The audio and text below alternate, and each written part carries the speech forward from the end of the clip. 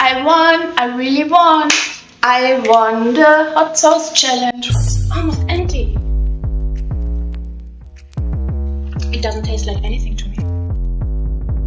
Tastes pretty damn good, I must say. I don't feel it at all. Oh no, it tasted kind of good too. Oh wow. But the taste is actually really good. It's alright, I mean, I don't know what's all the fuss about. Well, this one feels like the one with the afterburn effect. I guess some people have problems. Wow, Wonder. You took that really well. I'm impressed.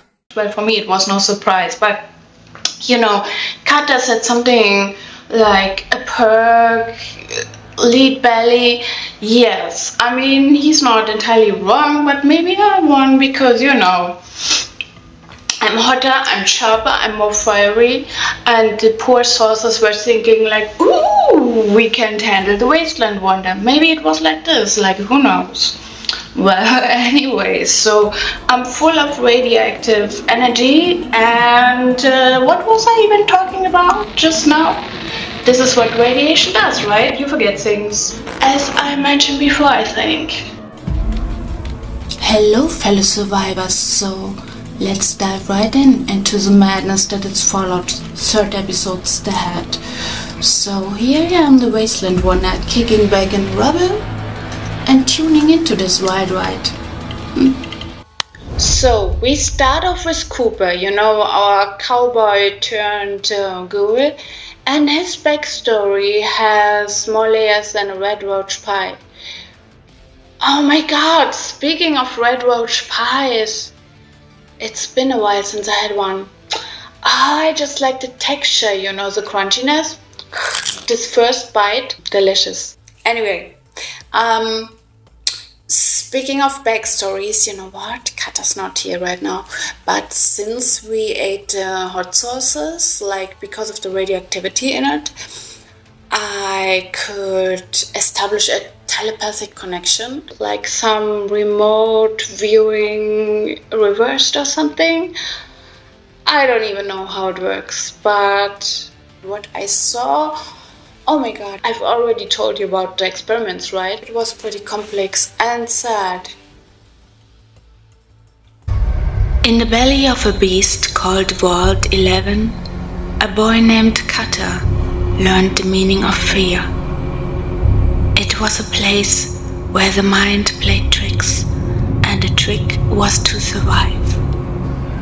The world was a labyrinth, and the Minotaur was madness itself. Kata's days were a blur of tests, puzzles with no answers, choices with no right side. They watched him, always watching, scribbling notes as if his life was just data points. And at night, the darkness would creep in, whispering, "You're alone. You're nothing. You'll break." But Kata, he had this fire in him, a spark that wouldn't die. He'd clench his fists, grit his teeth, and whisper back, "Not today." He found strength in the steel of his resolve, in the knowledge that every day he didn't break was a victory. Yeah. His darkest thoughts were like demons he fought in silence. "They forgot you. You're just a rat in a cage." But Kata, he'd face those demons down, stare them in the eye, and find power in his pain. So he built himself from the ground up, brick by brick, a fortress of muscle and will. And when the world's door finally opened, Kata stepped out not just a survivor, but a force to be reckoned with, a man carved from the stone of his trials.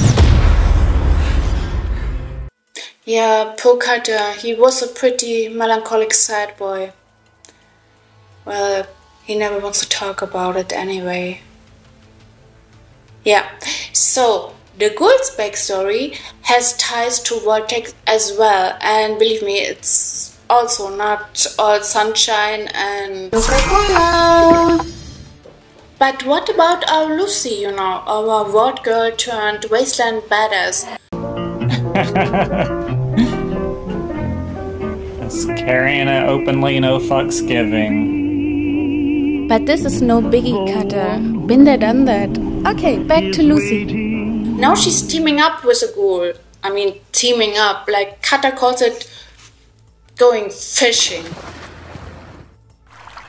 Shit, he's going fishing! My dad, he's an overseer!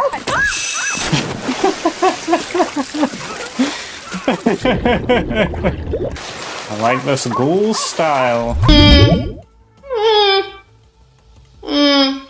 No comment. Going fishing. Why are you doing this? He's fishing. Oh, these two are so cute. I love it. I mean, I can be happy that Cutter's more of a steak guy, I guess. So because of the head, they want to take out this monster that's all, you know, tickle, fetish, finger teeth, and bad attitude to get Dr. Wilzig snogging. Now that the monster is kind of devoured it, like nibbled on it, it's become part side quest, but also part freak show. Okay, I won't give it all away, but I am not such a fan of goopers. Oh, not my favorite animal in the Wasteland. It looks a little bit like an axolotl though, which is kind of cute, and it has a good biceps, but anyway. So, the episode got its guts and gory, right? And I would even say that it's mixed with a side of humor that it's darker than the inside of a super mutant's pocket. But, you know, I like the gore, especially the head scrunching. It was the best thing. It reminded me of my last, you know, giant cockroach. Just... oh, the best feeling. And the tunes this time, well, they're the kind that have you tapping your foot while you're loading your shotgun. By the way, hey, Cutter, I need no shoes. This is unacceptable, even for the Wasteland. Do something about it, you know, doing your next patrol or something. So, if you're itching for a tail that's got more twist than a desk claw's tail, just be warned, it's a head trap that leave you wondering what's around the next corner and whether you really want to know. Stay sharp, stay alive, and keep your head on, folks. Over and out.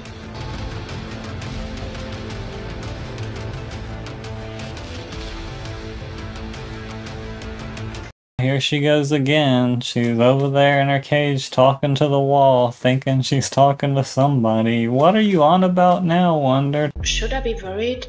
What are you even talking about? And by the way, Cutter, those stars are black and not silver, you know?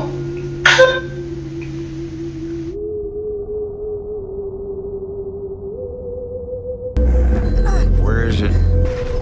He once had Lucy. Projection.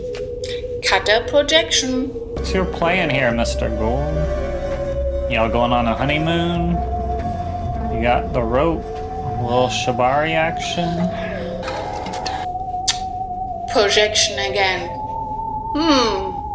Cutter, are you planning something? And this goes over everybody's head. And also, this is like very old world style, but I mean, you're well educated for a killer, what can I say? It is some kind of Far Eastern fighting technique, discipline, so